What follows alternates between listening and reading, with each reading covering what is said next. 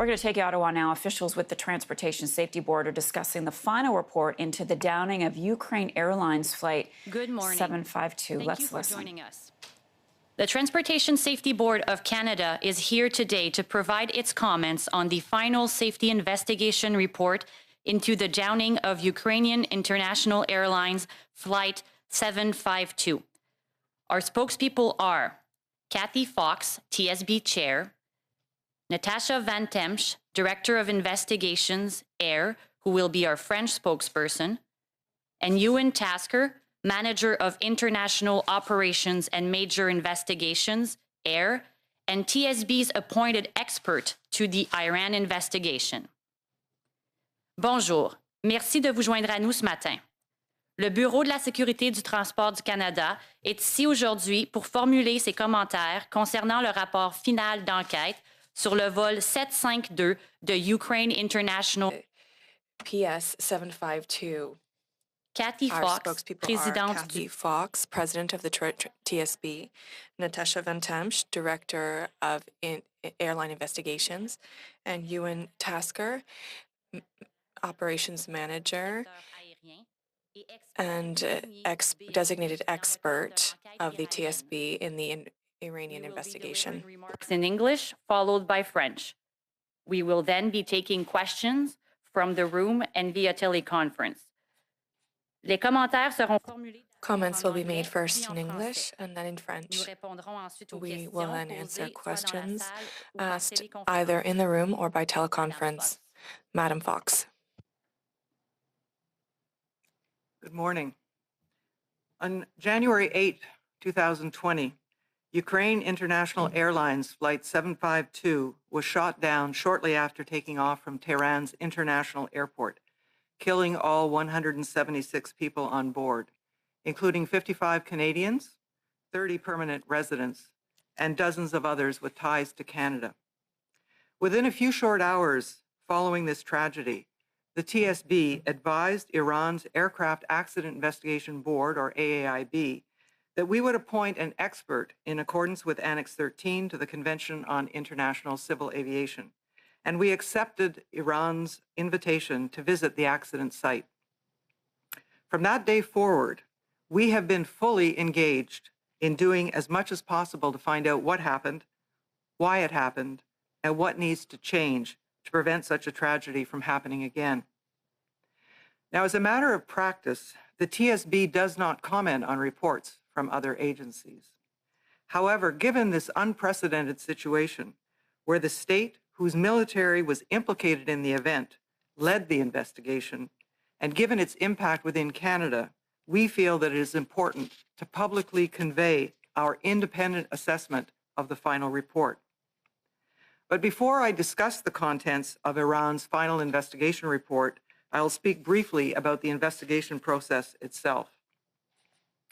First, I'd like to remind everyone that a safety investigation is not intended to attribute blame or determine civil or criminal liability. There are other processes that are better suited for that. Experience has shown that an independent and thorough safety-focused investigation usually offers the best chance of finding out what really happened and why, providing the answers that everyone is asking for, especially the families who lost so much. ICAO, Annex 13, prescribes the roles of participating countries, including which state has the right to lead the investigation and which other states may participate and to what extent. It should be noted that in the case of PS 752, the Transportation Safety Board of Canada had no jurisdiction to lead or conduct a parallel investigation. From the very beginning, Iran offered the TSB more access to the investigation activities than we were technically entitled to, but less than what we asked for. For example, 2 TSB investigators spent 6 days in Tehran following the crash, visiting the accident site, examining the wreckage, and meeting with Iranian safety investigators to review information gathered by their team. Later, they also met with Iranian, Ukrainian, and French investigators in Kiev before returning to Canada. In July of last year, Our expert and a TSB recorder specialist attended the readout of the aircraft's flight recorders in Paris. Throughout the course of the investigation, we were in direct contact with Iran's AAIB and attended many discussions with the other participating countries.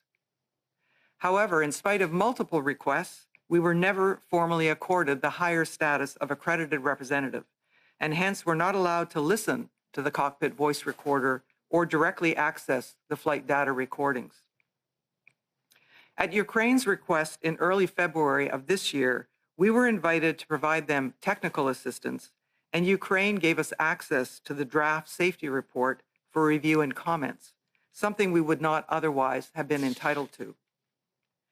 Throughout this process, we have specifically asked Iran's AAIB to answer three important questions. First, what was the sequence of events, including the technical, human, and organizational factors that led to the missiles being fired and the ultimate downing of PS-752? Second, what was the basis for the decision to keep Iran's airspace open during a period of heightened military alert after Iran had launched missiles into Iraq? And finally, why did civilian airlines continue to operate in Iran's airspace in the hours following Iran's launch of missiles into Iraq? In addition, we submitted dozens more detailed questions related to these three main lines of inquiry that we believe the final investigation report needed to address in order for it to be seen as thorough and credible. Since receiving Iran's draft investigation report, our team has carefully reviewed and analyzed its contents and has now compared it to the final report. And today we want to share our perspective discussing how the report answers the three main questions. Iran's final report concludes that PS-752 was shot down because an air defense unit mistook the Boeing 737 as a threat. This misidentification reportedly occurred because of a misalignment of the missile launcher's radar. Furthermore, the operator did not receive permission to shoot from senior officers, as he should have. But to date, Iran has provided no evidence to support this scenario.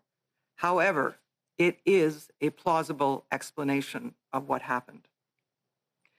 The report does not provide detailed information regarding how the misalignment occurred, nor what steps were taken to ensure it was properly calibrated, nor anything about the missile operator's training, experience, or proficiency, nor about how or why the required communications with Central Military Command were either not followed or not successful.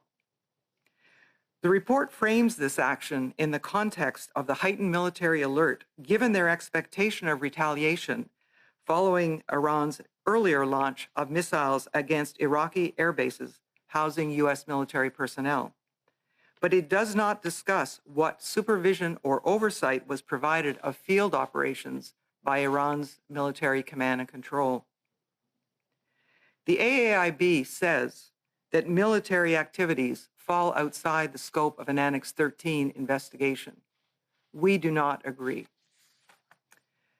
Nor does the report discuss what steps the Islamic Revolutionary Guard Corps has taken since then to identify the underlying safety deficiencies that allowed such an error to occur, nor what safety action has been taken to prevent such a mistake from happening again. Without this, how can the international civil aviation community be reassured that such a tragic error won't happen again? Iran's final report generally explains the risk assessment process and mitigations that its civilian authorities took in coordination with the military, given the uncertainty of a retaliatory strike following their launch of missiles into Iraq. For example, the report says that Iran gradually cleared air traffic from using certain air routes to the west, from which direction they thought a retaliatory strike might come, and required military approval for each individual aircraft's departure from civil airports, such as Tehran's International Airport, including PS-752. However, Iran did not completely close its airspace to civilian aircraft. In spite of being in a state of heightened military alert, Iran did not publish any notices to warn aircraft operators of these hazards, as recommended by ICAO, until after PS 752 was shot down. The U.S. Federal Aviation Administration did post a warning. However, this notice would not have been readily available to Ukraine International Airlines, nor other foreign operators outside of the U.S. Furthermore, Ukraine International Airlines was not the only airline to continue operating after Iran launched missiles against Iraq. In fact, 8 other aircraft departed Tehran before the shootdown of PS 752. The report only partially explains why the airspace remained open and why operators continued to fly after Iran had launched missiles into Iraq. It does not explain any of the underlying factors behind why the missiles were launched at PS 752, which is the stated cause of this accident. In short, the report says what happened, but it doesn't answer the why. The report indicates that some unspecified safety actions have since been taken by the military to reduce the risk of this happening again. However, the lack of details means we can't confirm that these actions will actually reduce the risks to civil aviation operations within Iran's airspace. Furthermore, although the AAIB has issued some recommendations, these don't specifically address the stated cause of this tragic event, which is the launching of the missiles. Now, we know this has been a very difficult time for the families, and in the end, no safety investigation report can bring back the lives of those who were lost. And so we must look at what has been learned and what can be done in the future to reduce the risk so that other families don't have to suffer through the same experience. We know that states will continue to engage in hostilities with other states or within their state. And in such a hostile environment, there will always be a risk to civilian aircraft, and innocent lives can be lost. It is the responsibility of the state to reduce these risks. So the best way to reduce the risk of such tragedies in the future is to firmly apply the lessons learned, first from the downing of Malaysia Airlines Flight 17, and now from this tragedy. More needs to be done to protect international civil aviation from operating in conflict zones. In a follow-up report to its investigation into the 2014 downing of Malaysia Airlines Flight 17 over Ukraine, the Dutch Safety Board warned us, and I quote, "Practice shows that states in which there's an ongoing armed conflict will not implement restrictions for their airspace on their own initiative." Now, while ICAO has taken some action, it wasn't enough to prevent this occurrence. Transport Canada is now leading an initiative called Safer Skies to improve the safety of air travel worldwide by addressing gaps in the way the civil aviation sector deals with conflict zones. Such initiatives offer the best hope for the future to avoid another PS 752. In closing, I know much concern has been expressed about the international protocols that govern the conduct of these very unique types of safety investigations involving military activities, specifically the issue of the state of occurrence investigating itself. Additionally, when a state's accident investigation agency is not independent of the state aviation authority as required by ICAO, such as Iran's AIB, it can affect the credibility of the final report findings and the uptake of the resulting recommendations intended to prevent future accidents. Now that this safety investigation has concluded and Iran has issued its report, the TSB is committed to advocating for a review of the provisions of ICAO Annex 13 to improve the credibility and the transparency of such future safety investigations so that families and the public can have greater confidence in their findings and their recommendations. Thank you. We will now deliver remarks in French before moving to the question period. La période de questions suivra l'allocution en français. Question period will follow the French speech. Madame Bontemps.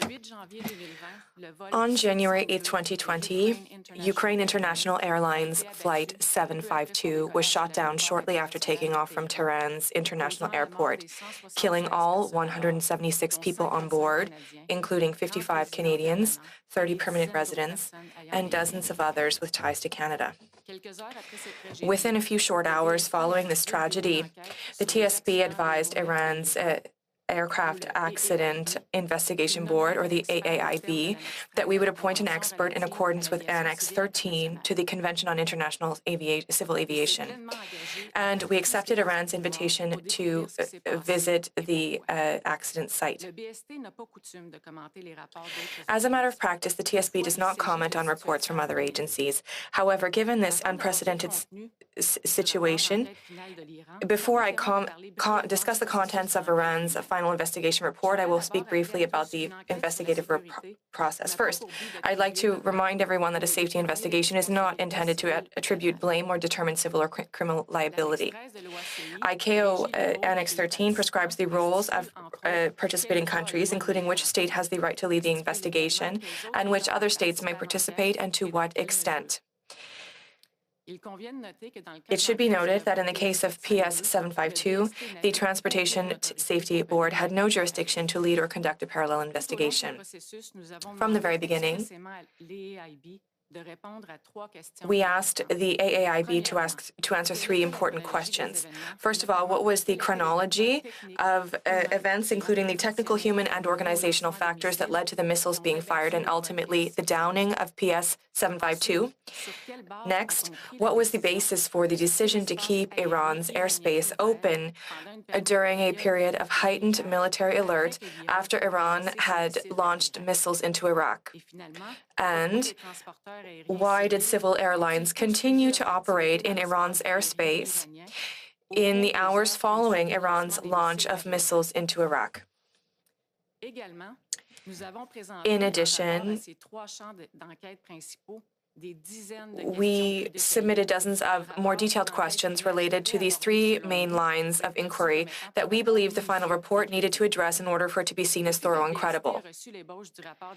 Since receiving Iran's draft investigation report, our team has carefully reviewed and analyzed its contents and has now compared it to the final report. Today, we want to share our perspective discussing how the report answers the three main questions. Iran's final report concludes that PS 752 was shot down because an air defense unit mistook the B-737 aircraft as a threat. And this misidentification reportedly occurred because of a misalignment of the missile launcher's radar. Furthermore, the operator did not receive permission to shoot from senior officers as he should have. To date, Iran has provided no evidence to support this scenario. However, it is a plausible explanation for what happened. The report does not provide detailed information regarding how the misalignment occurred, nor what steps were taken to ensure it was properly calibrated.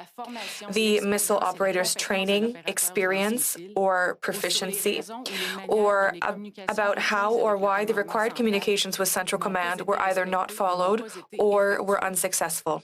The report frames this action in the context of the heightened military alert, given their expectation of retaliation following Iran's earlier launch of missiles against the Iraqi base, but it does not discuss what supervision or oversight was provided. The AIB says the activities fall outside of the scope of an Annex 13 investigation. We do not agree. Nor does the report discuss what steps the Islamic Revolutionary Guard Corps has taken since then to identify the underlying safety deficiencies that allowed such an error to occur, nor what safety action has been taken to prevent such a mistake from happening again.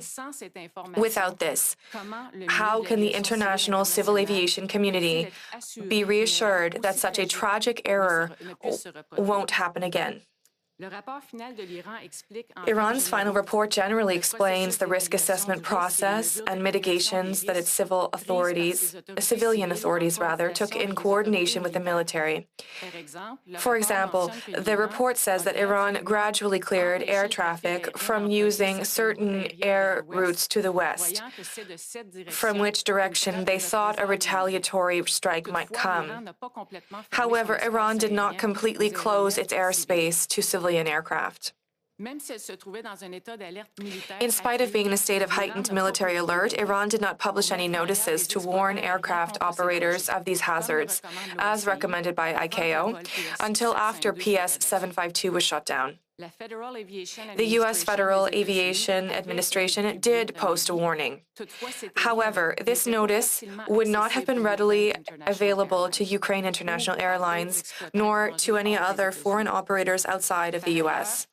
Furthermore, Ukraine International Airlines was not the only airline to continue operating after Iran launched missiles against Iraq. 8 other aircraft departed Tehran before the shootdown of PS 752. This report only partially explains why the airspace remained open and why operators continued to fly after Iran had launched missiles into Iraq. It does not explain any of the underlying factors behind why the missiles were launched at PS 752, the stated cause of this tragedy. In short, the report says what happened, but it doesn't explain the why. We know that this has been very difficult for the families. In the end, no safety investigation report can ever bring back those who were lost. And so we must look to what has been learned and what can be done to reduce the risk so that other families don't have to suffer through this in the future. More needs to be done to protect international civil aviation from operating in conflict zones. In a follow-up report to its investigation into the 2014 downing of Malaysia Airlines Flight 17, we are working on an initiative, Safer Skies, to improve the safety of air travel worldwide by addressing gaps in the way civil aviation sector deals with conflict zones. Such initiatives offer the best hope for the future to avoid another PS 752. In closing, I know much concern has been expressed about the international protocols that govern the conduct of these very unique types of safety investigations involving military activities, specifically the issue of the state of occurrence investigating itself. Additionally, when a state's accident investigation agency is not independent of the State Aviation Authority, as required by ICAO, such as is the case for Iran's AAIB, it can affect the credibility of the final report findings and the uptake of resulting recommendations intended to prevent future accidents. Now that this safety investigation has concluded, the TSB is committed to advocating for a review of the provisions of ICAO Annex 13 to improve the credibility and transparency of such future safety investigations so that families and the public can have confidence in their findings and recommendations. Thank you. We will now start the question period. Please ask one question and one follow-up. We will now start the question period. You may ask one question and one follow-up. Please identify yourself before asking your question. Please identify yourself before asking your question. Operator, could we have a first question on the phone, please? Thank you. Merci. If you have a question and you're using a speakerphone, please lift your handset before making your selection. Si vous utilisez un téléphone main libre, s'il vous plaît, soulevez le combiné avant d'effectuer votre sélection. If you have a question, please press *1 on your device's keypad. Si vous désirez poser une question, s'il vous plaît, appuyez sur les touches étoile 1 de votre appareil. The first question is from Ashley Burke from CBC News. Please go ahead. Your line is open. Hi, Chair Fox. Thanks for taking my question. Ukraine's foreign minister said yesterday in a video, he called this report, quote, a cynical attempt to hide true causes of the downing, and said it was nothing but a collection of manipulations aimed at not establishing truth, but acquitting Iran. In your own words, how would you describe this report? We believe that the final report issued by Iran yesterday is incomplete. It raises more questions than it answers. It does provide some basic information about the factors that led to the military shootdown of PS 752, but it falls short of answering many of the detailed questions of the underlying factors that cause that. It briefly describes the risk assessment process, but it doesn't really go into the details about why, for example, they allowed aircraft to continue operating, even though there was a threat of a retaliatory strike. And it doesn't really go into the details about why the aircraft was, or why it didn't issue NOTAMs until after PS 752 was shot down. So overall, we believe it does provide some information, but definitely it leaves more questions unanswered. And I understand the TSB had a technical advisor work with Ukraine and saw this draft report. Ukraine said that they submitted 90 pages of remarks and proposals, but it wasn't actioned. I'm curious if, obviously, I'm assuming that would have also included Canada's input as well. And I'm also just curious what your feelings are after 15 months. Your team's been searching for answers. What it feels like to get this report that you say is incomplete. I'm going to ask Mr. Tasker to address that question because he was our appointed expert who, until now, we have not publicly identified, and he can give you a more direct answer. So, thanks. So, in the process of the draft review advising the Ukraine accredited representative, we submitted our comments to them, which were then included with Ukraine's comments within that 90-page amount. We submitted approximately 120 questions. Or concerns of our own. Some of those were addressed in the report and some were not. As per Annex 13, for the submissions that are not addressed, the AIB that is running the report or doing the report has to either make the changes or pen the comments in the end. So you'll see in the appendices of this final report, there are many comments listed as from the Ukraine that have been penned with an explanation. Ours are included in that list as well. From approximately 57 onwards, there's approximately 48, I believe, of our comments that are left unanswered. And even reviewing further, looking back at the, say, 60 or so that are not penned, some of those as well we're concerned with don't seem to have amendments or changes reflected to them. So we did have many questions, and unfortunately many of them left unanswered. Operator, next question, please. Thank you. Merci. Prochaine question, Marie-Hélène Rattel, Radio-Canada. Marie-Hélène Rattel, Radio-Canada question. Yes, good morning. How did you feel when you received this report? What was the most frustrating and disappointing for you in it? Answer. Concerning what Mr. Tasker mentioned about the comments that we gave, we were named at the request of Ukraine as advisors for Ukraine, technical advisors. So that allowed us to review the draft report and to submit all of our comments and questions that we had about the content. That was done, and it was sent to Ukraine, which made a submission to the AIIB in Iran.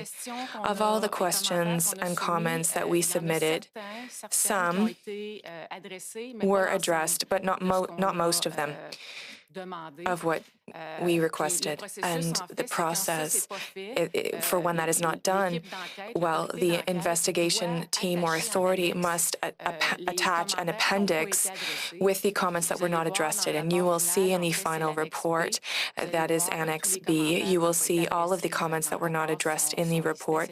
They are listed in that spot. Concerning the general comment about the report, as Madam Fox mentioned, the report for us is incomplete. This report raises more questions than it provides answers, unfortunately. So that's it. It's incomplete. Unfortunately, the report is very focused on what happened, but does not explain why it happened. And the why is the most important part for prevention in the measures taken to prevent an incident like this from happening in the future. Follow-up. I understand that you are very limited in what you can do, but for the families of the victims, for the government as well, it's insufficient. So is there any other recourse to obtain more answers to our questions? Answer. I will answer. Now that the security investigation is complete, we at the TSB cannot do anything further other than what we mentioned. We will pursue change to the international protocol, but we know that the Government of Canada has said even yesterday through an announcement by the Minister of Foreign Affairs and the Minister of Transportation that they will continue to pursue it. But the recourse available to them, I cannot weigh in on that. It is up to them to do so. But I think they are committed to finding answers through other means in the coming days, weeks, and months. Operator, next question, please. Thank you. Merci. Next question, Kevin Gallagher, CTV News. Your line is open. Thank you. My question is for Ms. Fox. I just want you to elaborate a bit more on your difference of opinion of the type of investigation that you could launch in terms of Iran's military. Obviously, there's a lack of cooperation, it seems, a lack of evidence, you say, is provided. Is there any precedent? You said that there's a difference of opinion in how deep that investigation could go into, a country's military in a situation like this. Is there any precedent like this before? Was this totally unprecedented to try and get that type of information from the Iranian Revolutionary Guard? And also, the evidence, obviously, that you say isn't provided. Could that have been provided easily in another context? When we, the TSB, launched an investigation into an occurrence, everything is on the table. Nothing is out of scope. We pursue different lines of inquiry until we determine that they weren't a factor, and then we may stop. We believe that this investigation needed to look into the military activities that led to their stated cause, which was a misalignment, a misidentification, a miscommunication, a breakdown in procedures to support that scenario, which they haven't done. I acknowledge that it would be very challenging for any state to investigate its own military activities in such a case. But I think it's important for public confidence in the findings of the report to delve into those areas so that there can be confidence that if it was in fact an error, it won't happen again. Now, there have been previous shootdowns. There was a shootdown of Korean Airlines back in the early 80s over Russia. There was the shootdown of an Iranian airliner by the U.S. By a U.S. aircraft carrier in the late 80s, and those were investigated, and those reports are probably available online.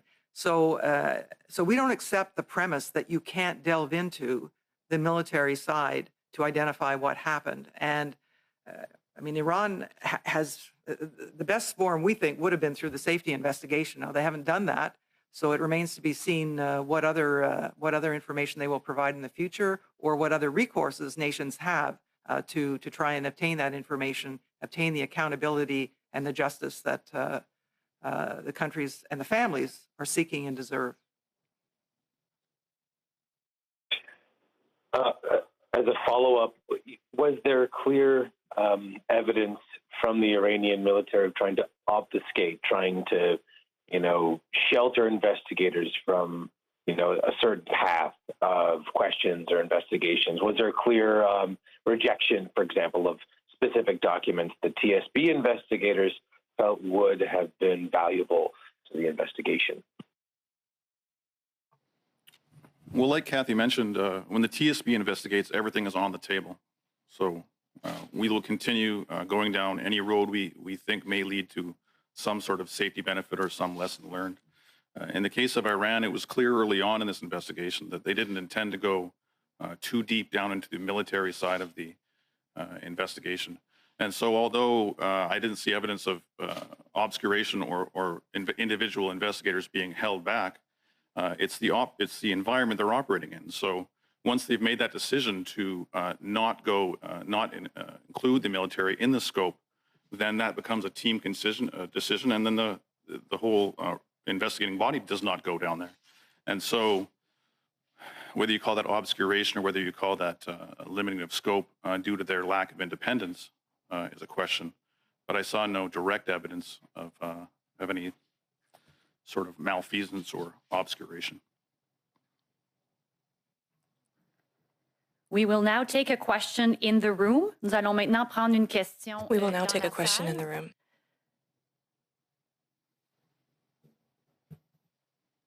Hi, good morning. Thank you for taking our question. My name is Man Hamidi. I'm with the Canadian Press. Can you explain why military activities would be captured by ICAO rules and what these activities might tell us about what happened on January 8th? Right. So it may seem to some that military activities would be outside of an Annex 13 investigation, but I can show you where they aren't. So in a case like this, Iran's own report says that the threat, the reason the airspace was kept open was that the threat was unknown or a previously understood or unknown threat of the possible mistake or incorrect launching of a surface missile. Now, in the future, for civil aviation bodies such as the regulator or the operator to do their risk assessments and make decisions based on these threats, they have to understand the threat. Because if they don't understand the threat, they can't make an accurate risk assessment to address it. So airspaces will remain open and operators will continue to fly if they don't understand that threat. So although it seems on the periphery, understanding the underlying factors behind it need to be understood to truly understand the threat. Thank you. As a follow-up, you say the lack of detail in the report means that TSB can't confirm these actions will reduce risks to airlines in Iran's airspace. What should Canadians and airlines operating in Iran take from this? Is it like don't fly to Iran or something else? What we're saying is not that there weren't actions taken, but the report says with respect to the military activities, the military has taken action to address the risk, but we don't know what actions they've taken. And therefore, how can the public, how can the international civil aviation community have confidence that whatever led to this particular shootdown won't happen again? And that's why we believe it would have been beneficial, not just to answer to the families what happened, but also to reassure the public and the international aviation community that action has been taken and the risks have been reduced. They have made some recommendations with respect, for example, to earlier publication of notices to airmen, with respect to oversight of risk assessments. But without knowing what happened on the military side and what actions they've taken, I think there's a lot of questions that still need to be answered. Like people need to know, should they fly to Iran or not? Is it safe? Do you think like they should be hesitant to fly there because there is no enough safety procedures? We're not in a position to say because we don't know what actions have been taken. So I think the important thing is that Transport Canada now is working with the international community through its Safer Skies initiative to learn from this accident, from this tragedy, and from others, what additional steps the international community has to take to ensure that civil aircraft aren't exposed to risk if they're operating in hostile areas, and that there's a broader sharing of intelligence information regarding emerging risks so that airlines are in a better position to make their own risk assessment, regardless of what a particular state decides to do. We will now go back to the phone. Nous allons maintenant retourner au téléphone. We will now go back to the Next phone. question. Thank you. Merci. Next question, Alison Lampert from Reuters. Your line is open. Thank you. We understand Canada is doing some type of forensic report or investigation. Do you know what this is about? Is TSB part of it? And how much information could Canada get, given, as you mentioned, the country is not credited like U.S. Ukraine under Annex 13? I'm sorry that, Allison, you were breaking up there. So I only understood part of your question. I don't know if you can repeat it again, please. Sure. So we understand Canada is doing some type of forensic report or investigation. What does that involve? Have you heard of this? Is the TSB a part of it? And how much information could Canada get, given, as you mentioned, that Canada is not accredited like the U.S. or Ukraine under Annex 13? Okay, thank you.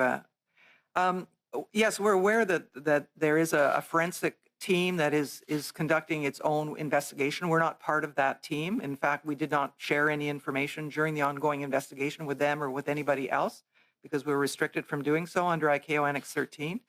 I believe that they intend to complete their investigation and release a report in the near future, but really you would have to ask the other government departments that are involved as to that particular investigation.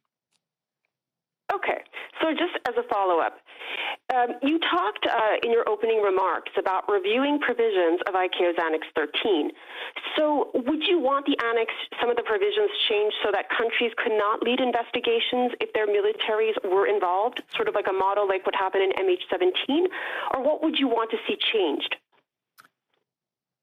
The Annex 13 protocols have worked very, very well over many, many years in terms of multinational cooperation in foreign aviation investigations in your more typical type of aircraft accident, one caused by human error, mechanical error, weather, etc.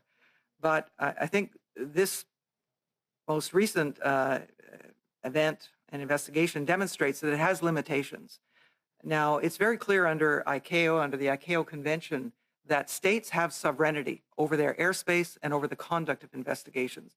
So what we would like to see are changes to Annex 13 that would facilitate more transparency and independence in the case, these unique cases where a state's military has been involved in bringing down a civilian airliner. And that might take many forms. It could be, for example, delegation, which is what Ukraine did in 2014 when an aircraft was shot down while transiting their airspace, and they delegated to the Dutch Safety Board, who produced a very thorough investigation report. It could be having independent observers, third-party observers as part of it. It could take many forms, but our belief is that the experts at ICAO should talk about this and look at, what have we learned from this and other investigations, and what can be done to improve Annex 13, specifically so that it fulfills its purpose, which is to get to the underlying factors so that actions can be taken, concrete actions, to prevent future accidents. Now, I will add that Ewan Tasker is the Canadian representative to the Accident Investigation Group at ICAO, and so we will be pursuing, hopefully, those types of discussions with our international colleagues in the coming weeks and months. Operator, next question, please. Thank you. Merci. Prochaine question. Éric Pierre Champagne, La Presse. Éric Pierre Champagne, La Presse. Question. Yes, good morning. What I have understood, and I don't want to put words in your mouth, what you're saying is that the analysis you've conducted of the Iran's report is that in a similar situation, there's nothing that would prevent you from achieving the same result, because you're saying we know what happened, the report tells us what happened, but they haven't explained why and to make corrective measures. Is that not it? Isn't there a risk that in similar circumstances a similar incident could occur? Answer: it's difficult to say because what the report didn't do was give details. It says, for example, on the military level, they'll say that actions were taken, but they don't tell us exactly what they were. So it's difficult to comment on a future event and what could happen, given that we don't have those details. And that's what's unfortunate in this investigation, is that these details are important not only for Iran, but the international community. To learn from this situation, we need to have the details. And we're not, without the details, we can't conduct good prevention measures. Thank you. Operator, next question. Thank you. Merci. Next question, Jason Magder, Montreal Gazette. The line is open. Yes, hi. Thank you for taking my question. The families issued a statement yesterday basically casting many of the same questions you were casting today, but it seems that they're also saying that it seems to have been a intentional military action. Is there anything that the investigator saw, anything that the independent investigator saw on the Canadian side to support this? Is there any evidence that you have seen that was troubling that was not included in the final report? So that's a difficult question. The final report, as you know, as we've mentioned, in the area of the explanation behind why the missile was launched is very thin. We're provided with a few explanations to do with the miscalibration and some miscommunication, lack of procedure, misidentification. But the underlying factors behind each of those, the why behind each of those, is left unexplained or unknown. So we don't have a lot of information. Being part of the investigation process, I also wasn't given any of that information at any point. So I haven't seen anything that's missing, but I realize there are many things beneath the surface that aren't in the report, and unfortunately weren't shared with me.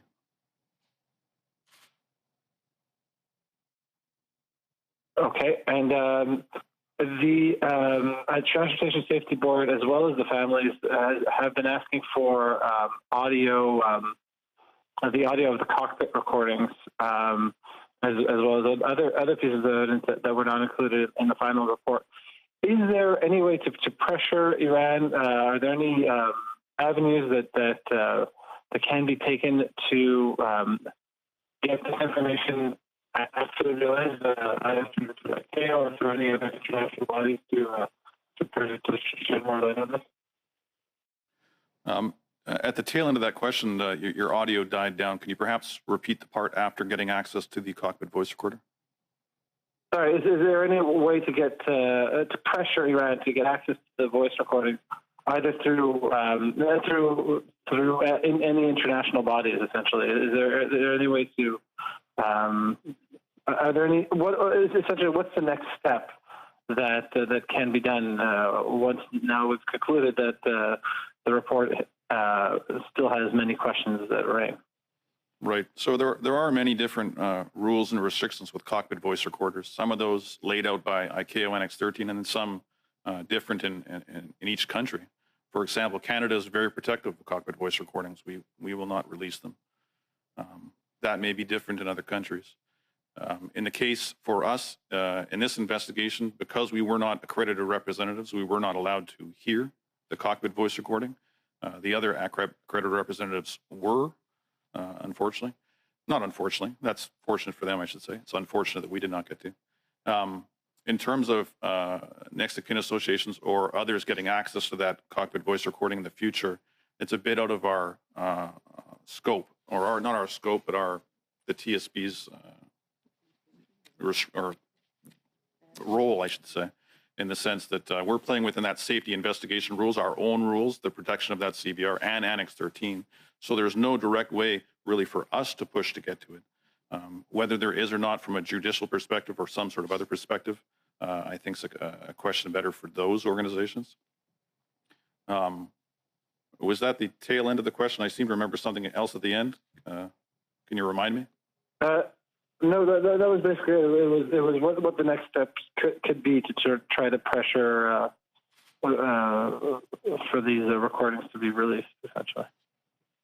I will just add, again, in terms of our participation in the safety investigation, because Iran has issued its final report, our role essentially ends there.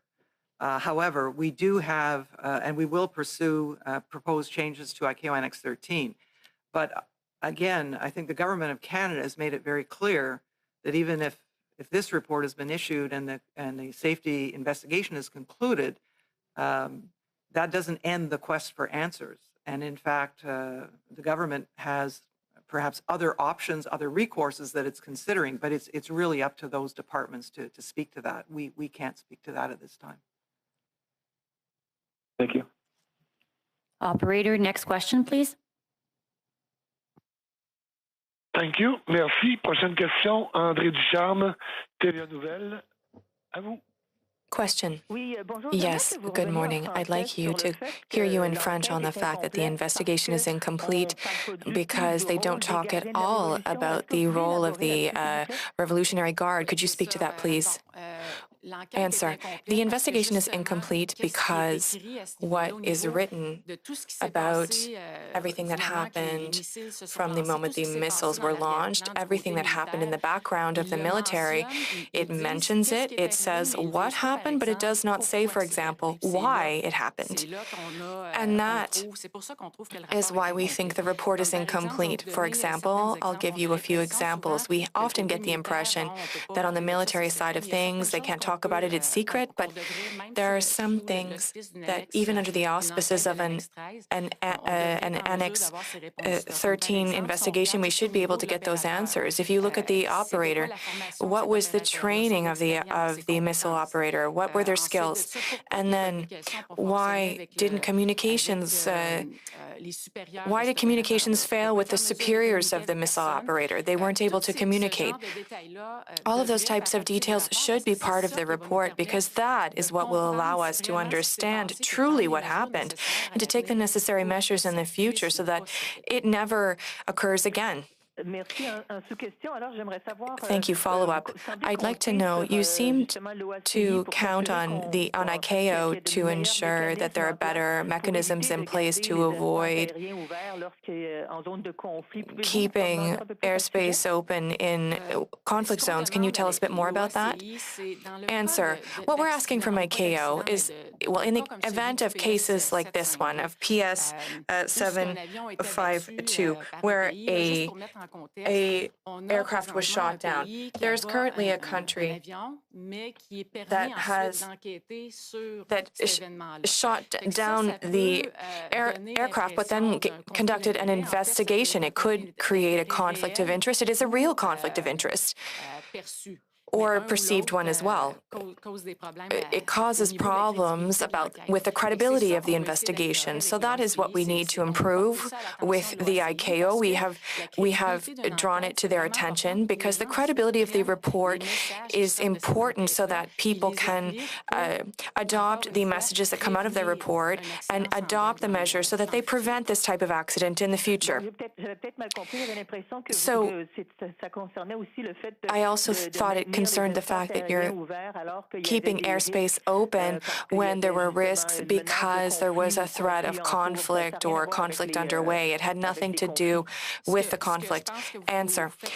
What I think you're referring to is perhaps the initiative by TSB, Safer Skies. That is a collaboration between a number of countries for exchanging information to ensure that the information available around the world on conflict zones is shared quickly through the aviation community so that people can take informed decisions and make risk assessments whether they will go to country X or not. That information is currently not always well transmitted, and that is what the Transport Canada initiative is trying to target, and it's a very good initiative.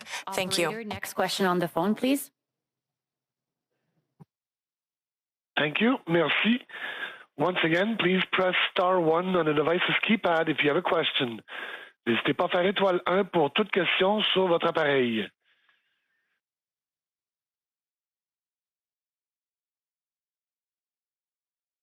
There are no further questions on the telephone. Il n'y a plus de questions au téléphone.